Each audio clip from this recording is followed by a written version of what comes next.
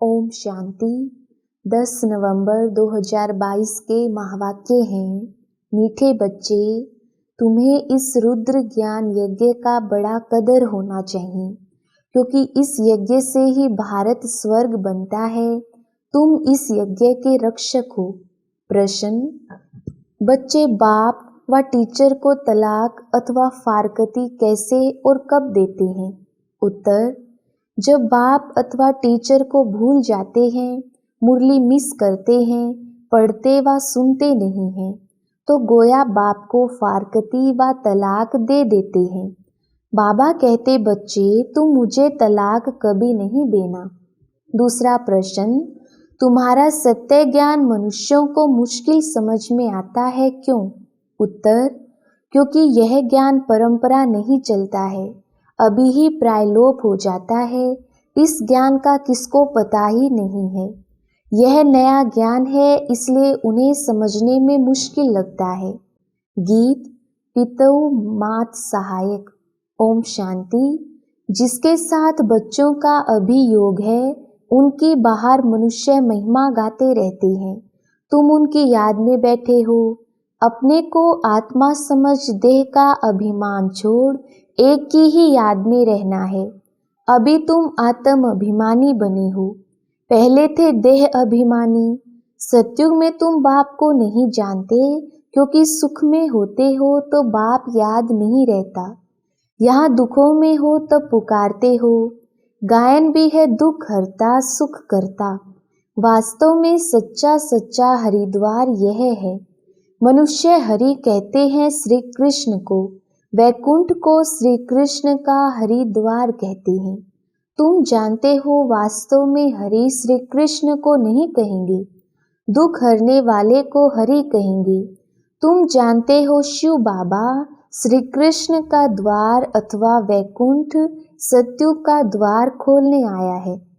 कोई मकान बनाते हैं तो कोई ओपनिंग सेरेमनी करते हैं ना, तो बाबा आया है हरि का द्वार की सेरेमनी करने। कृष्ण की राजधानी में कंस तो होता नहीं है। बाप द्वारा हम स्वर्ग का वर्षा ले रहे हैं। बाप ही आकर स्वर्ग के स्थापना की सेरेमनी कर रहे हैं। स्थापना को सेरेमनी कहा जाता है। मकान का पहला फाउंडेशन लगाया जाता है, फिर मकान बनकर पूरा होता है, फिर सेरेमनी की जाती है। तो बाप फाउंडेशन लगाने आया है। 1937 में फाउंडेशन लगाया, अब फिर तुम स्थापना कर रहे हो। तुमको खुशी है कि बाबा आया है नई दुनिया स्थापन करने, और हम नई दुनिया में जा रहे हैं।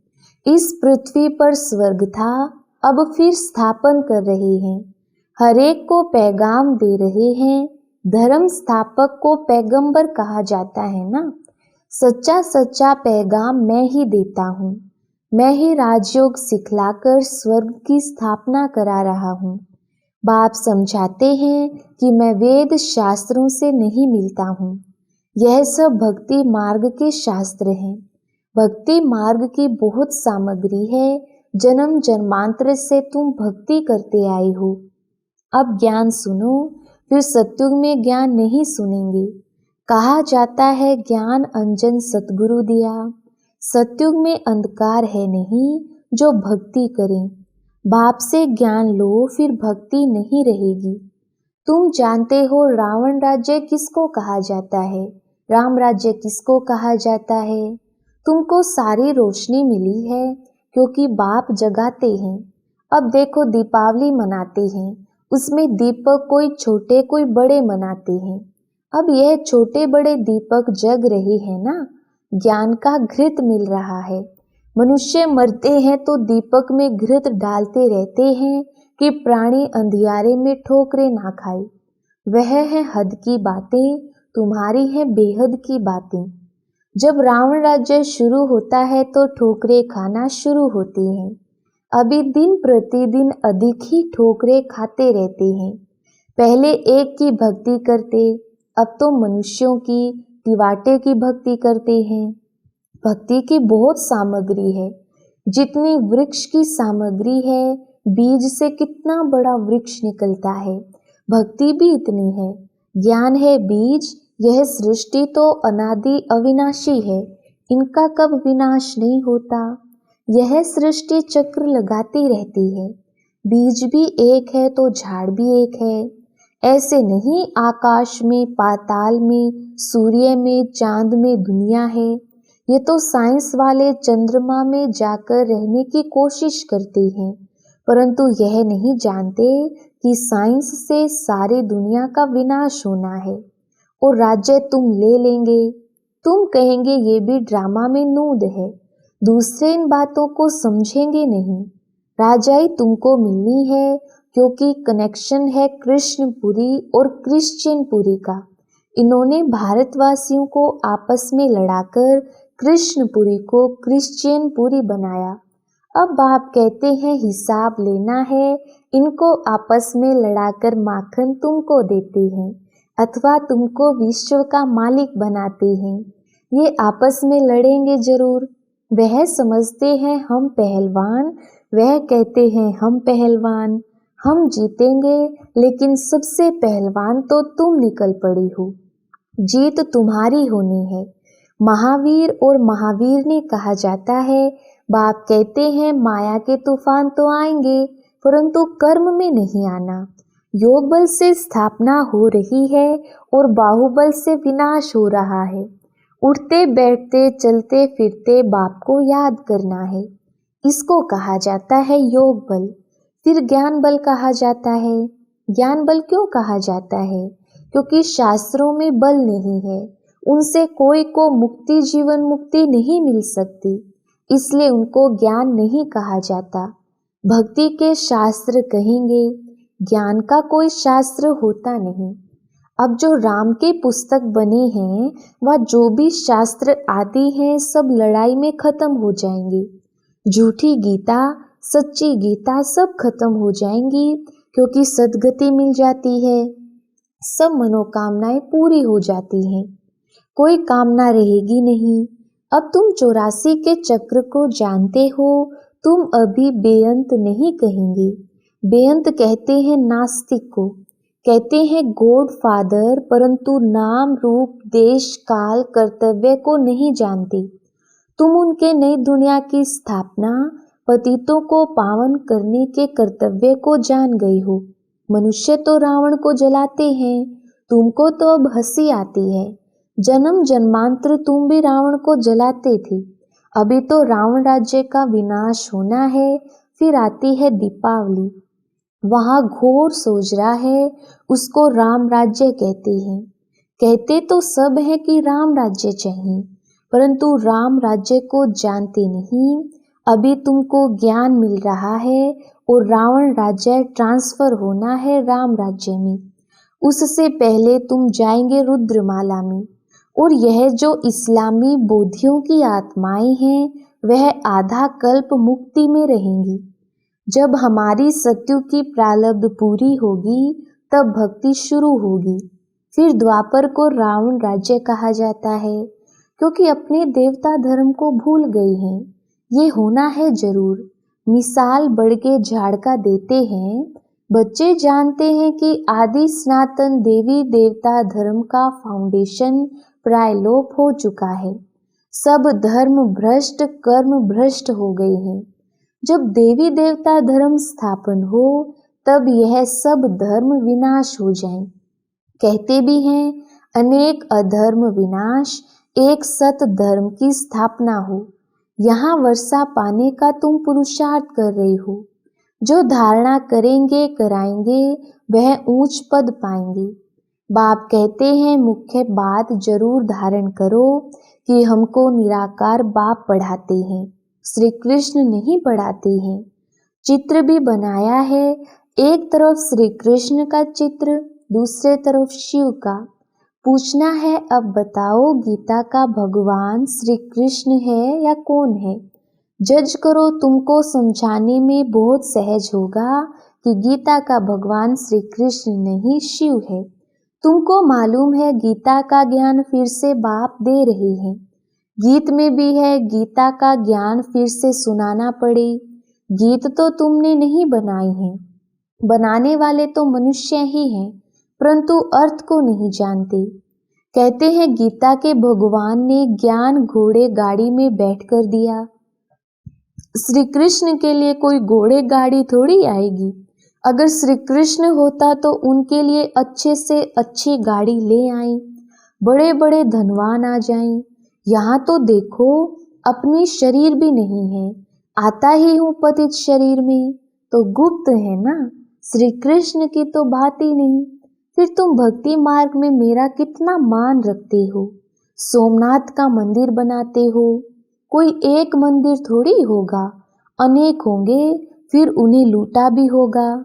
तो सारी बेहद की हिस्ट्री ज्योग्राफी को तुम जान गई हो। बाप को कहते हैं नॉलेजफुल, तो यहाँ ज्ञान भी दिया जाता है, पढ़ाई भी पढ़ाई जाती है। ज्ञान है मन मना भव, इससे सद्गति होती है। फिर मध्याजी भव की पढ़ाई पढ़ाते हैं। टीचर और गुरु का पाठ इकट्ठा चलता है। सारे वर्ल्ड की हिस्ट्री ज्योग्राफी तुमको पढ़ाते हैं। सच्चे सच्चे नंस तुम हो, क्योंकि तुम एक को याद करती हो। नंस को गले में क्रॉस पड़ा रहता है, क्राइस्ट को याद करती हैं, समझते हैं क्राइस्ट गॉड का बच्चा था। तुम जानते हो कि क्राइस्ट कोई गॉड का बच्चा नहीं था, क्राइस्ट की आत्मा गॉड का बच्चा थी। ऐसे तो हम सभी हैं। बाप आकर 3 धर्म स्थापन करते हैं। तुम ऊंचते ऊंची चोटी ब्राह्मण हो, क्योंकि तुम ऊंचे ते ऊंच विश्व की सेवा करते हो। मनुष्य को आत्मा का ज्ञान देते हो। तुम आत्मा को बाप से वर्षा मिलता है। बरोबर बाप कल्प कल्प के संगम युगे वर्षा देने आते हैं। शास्त्रों में तो युगे युगे लिख दिया है, कल्प अक्षर बीच से निकाल दिया है। उनका नाम ही है पतित पावन। तो युगे युगे आकर क्या करेंगे? कल्प में एक बार आकर पावन बनाकर चले जाते हैं। तो बाप कहते हैं मुझे तलाक मत देना। आजकल स्त्रियां पति को तलाक दे देती हैं, वैसे हिंदू नारी पति को कभी तलाक नहीं देती थी। तुमको मुरली सुननी है जरूर, मुरली नहीं सुनते हो तो गोया बाप टीचर को भूल जाते हो। ये भी जैसे तलाक हो गया। तुमको भी कितना अटेंशन देना है। अब नापास होंगे तो कल्प कल्पांतर नापास होंगे। अंत में सबको मालूम पड़ जाएगा कि किस किस ने कितनी पढ़ाई पढ़ी थी। सब कहते हैं कि शांति चाहिए, गोया मुक्ति चाहते हैं। कहते हैं कि दुख में सिमरन सब करें तो आधा कल्प सुख और आधा कल्प दुख है। सुख दुख का खेल भारत पर ही है। तुम तो कहेंगे हम ही देवता, हम ही क्षत्रिय, तो हम सो का अर्थ भी तो कोई नहीं जानते हैं। तो बाप कहते हैं मन मना भव, मध्याजी भव। खुद धारण कर औरों को धारण कराएं तो अहो सौभाग्य। याद से ही विकर्म विनाश होंगे। कहाँ गंगा में स्नान करना, कहाँ योग में रह पावन बनना। बच्चों को यज्ञ के पैसे की बहुत कदर होनी चाहिए, क्योंकि इससे भारत स्वर्ग बनता है। बाप है गरीब निवास, गरीबों की पाई पाई पड़ेगी तब वह साहूकार बनेंगे। स्वर्ग में हेल्थ वेल्थ हैप्पीनेस है। अगर हेल्थ वेल्थ है तो हैप्पीनेस भी है। अगर हेल्थ हो वेल्थ ना हो तो हैप्पीनेस हो नहीं सकती। सत्युग में हेल्थ वेल्थ है तो सदैव हैप्पी रहते हैं, वहाँ कभी रोते नहीं हैं। तो तुमको भी यहाँ रोना नहीं है, परंतु माया के तूफान मुरझा देते हैं। हेल्थ मिलती है हॉस्पिटल से और वेल्थ मिलती है पढ़ाई से। तो देखो मेरे बच्चे कितने गरीब हैं।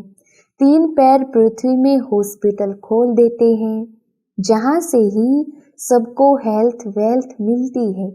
अच्छा, मीठे मीठे सिकिलधे बच्चों प्रति माता पिता बाप दादा का याद प्यार और गुड मॉर्निंग।